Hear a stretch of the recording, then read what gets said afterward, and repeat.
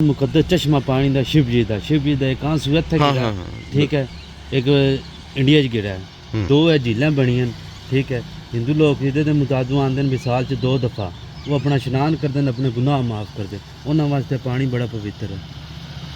ਉਹਨਾਂ ਦੇ ਨਜ਼ਦੀਕ ਹੈ ਕਿ ਪਾਣੀ ਦੇ ਨਾਲ ਨਹਾਉਣ ਦੇ ਨਾਲ ਜਾਂ ਪੀਣ ਦੇ ਨਾਲ जी ਗੁਨਾਹ ਮਾਫ ਹੋ ਜਾਂਦੇ गुनाह ਨੇ। माफ़ होंगे। ਤੇ ਇਹ ਸੈਂਕੜਾਂ ਸਾਲਾਂ ਤੋਂ ਜਿਹੜਾ ਨਾ ਇਹ ਚਸ਼ਮਾ ਜਾਰੀ ਹੈ ਸਾਰੀ ਹੈ।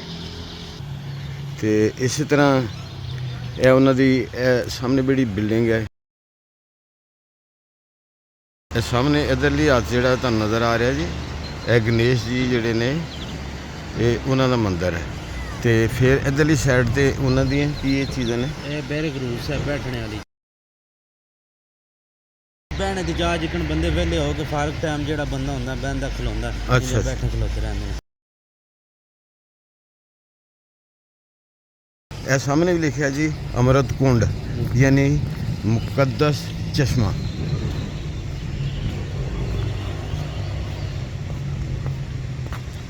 ਇਹ ਅੰਮ੍ਰਿਤ ਕੁੰਡ ਹੈ ਤੇ ਇਹ ਮੈਂ ਇਸ ਵਕਤ ਹਾਂ ਜੀ ਸ਼੍ਰੀ ਪਟਾਸ ਰਾਜ ਚਸ਼ਮੇ ਦੇ